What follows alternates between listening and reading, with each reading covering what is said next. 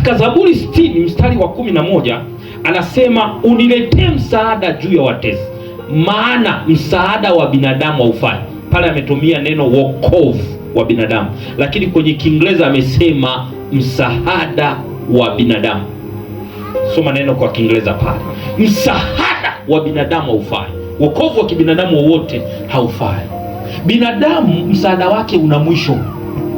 Jamani kanisa, tuko pamoja?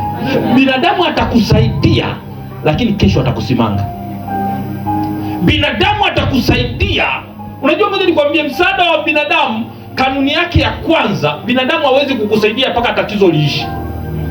Ukienda kwake una shida ya milioni 1, yeye anakwambia kwa kuwa una shida ya milioni 1, hata kama ana milioni 10, anakusaidia 200,000. Hapo anakwambia nyingine kapambana. Msaada wa binadamu umalizi tatizo. Jamani, wangapi tuko pamoja? Atakwambia nyingine kapambane. Msaada wa binadamu kesho yake una majonzi kwa sababu atakusimanga.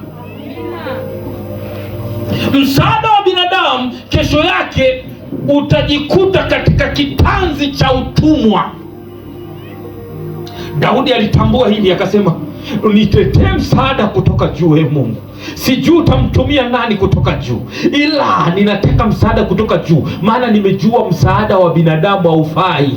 Kuna watu hapa wako kwenye maombi yao, wako anko wangu sijui yuko kule, yeye kabisa nimemuona juzi anatembea na rais, yaani yule anko wangu. Kuna watu hapa waga mnajisifia ndugu ambao hajawahi kuwapigia simu.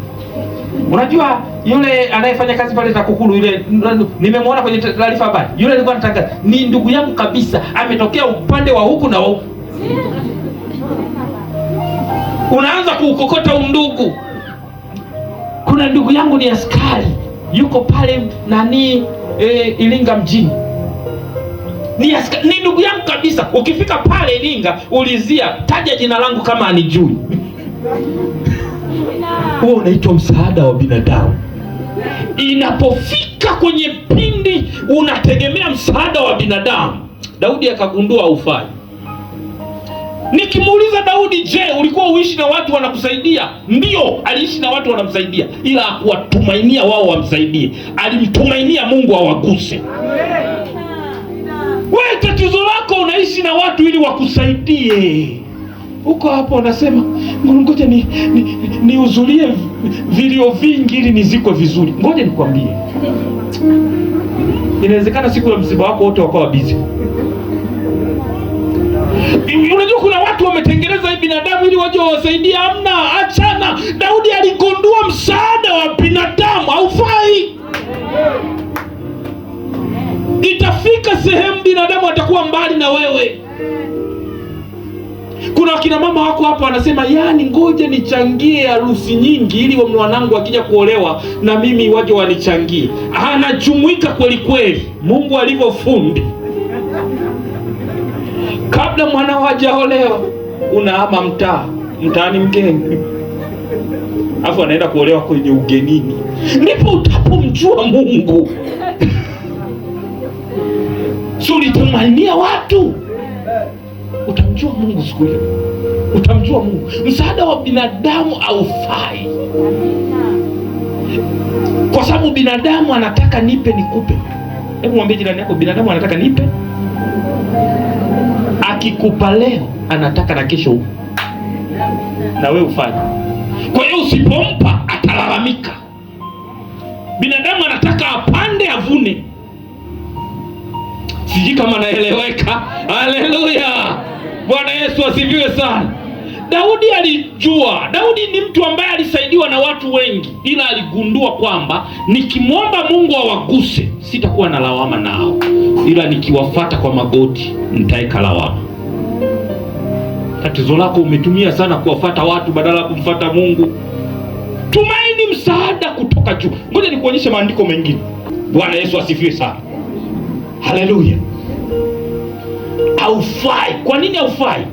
Unakuweka katika maeneo ambayo ni ya mtego zaidi. Matendo ya Mitume 3 mstari wa 1.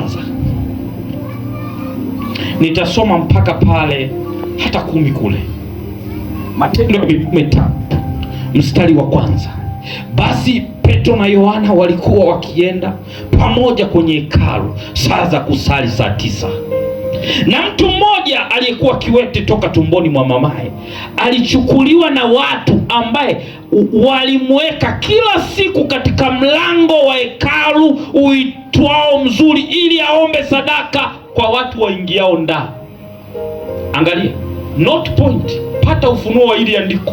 Watu walikuwa wakimweka huyu jamaa kwenye mlango wa hekalu. Kwa nini walikuwa wamuingizi kwa Mungu? Ili ampate msaada.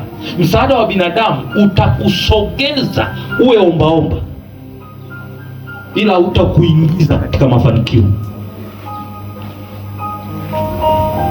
Na ndio maana kuna watu hapa, ukienda kuomba msaada watakupa hela ya kula, sio hela ya mtaji, ili kesho urudi tena uwe mtumwa.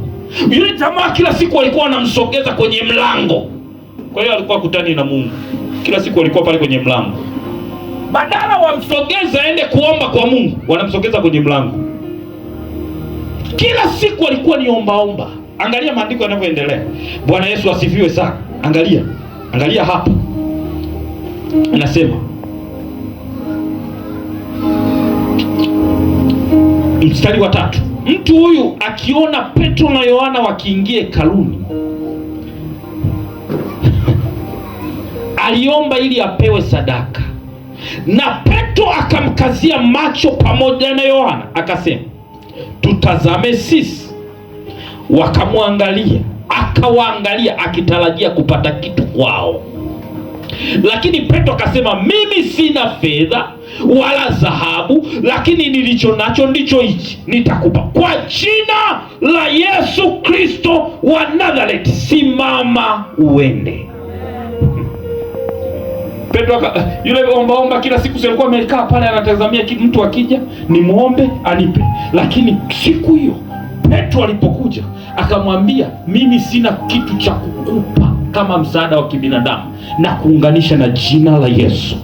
Kwa jina hili usimame na uende na uanze kujitegemea kuanzia leo.